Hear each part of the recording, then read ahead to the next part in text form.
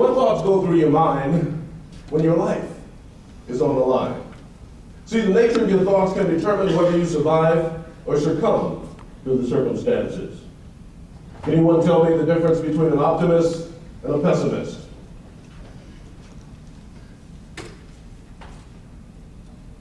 Hope. That's the difference. Hope will keep you alive.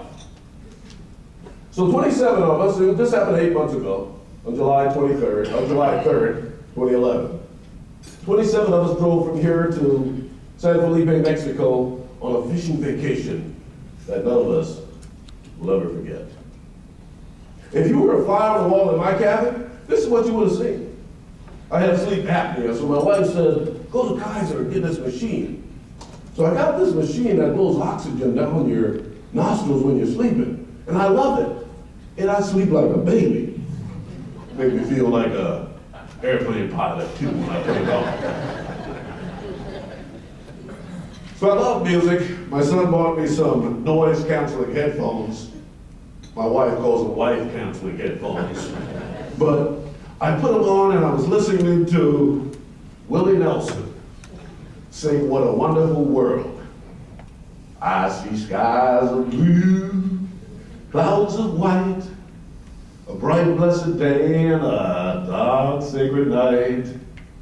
And I think to myself, what a wonderful world. Charles, wake up! The ship is sinking! What happened to the wonderful world? A guy I met 2 days before the fishing adventure, they called himself Fish Rich. We were sharing a cabin with him and 2 other guys. He ran in the cabin and grabbed his life vest from the top bunk and ran out of the door. I could tell something was going on because the way the waves were hitting the ship, people were running around yelling in Spanish. So I forced myself to get out of the bed because the ship had tilted in a way that the floor became the wall. The bunk is 6 foot long and 2 feet wide. I'm a little taller than 6 foot, a lot wider than 2 feet. Ever since I was a kid, I had this issue. I think I can share it with you. We all law enforcement here. Clothes strangle me.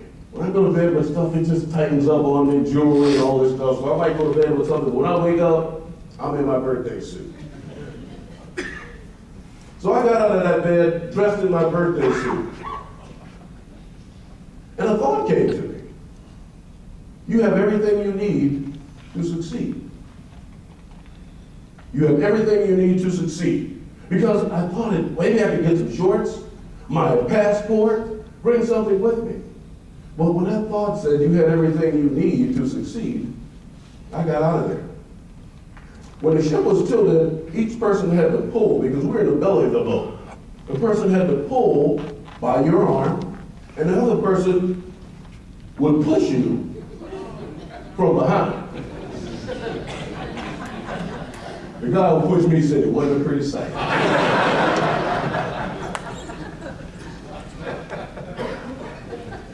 So when I got to the top deck, I'll never forget the look of terror in the eyes of my fellow shipmates as they braced themselves against the side of the ship and the rail. One of the crew members walked out with a life vest and handed it to the guy standing next to me. He looked at me and said, "Sorry, senor, we have no more life vests." You ever heard something that your mind couldn't process? What you mean we ain't got no more life vests? Sorry, senor. By this time, I'm looking around the ship trying to figure out who I'm going to jack for a life vest. I wasn't going out like that, remember this? But the average age of guys was about 60, 62, so I couldn't take a life vest from anyone. But I did notice this guy with a ring, you know, the kind of rings you throw to somebody when they're in the water. And he had the ring that was only like this.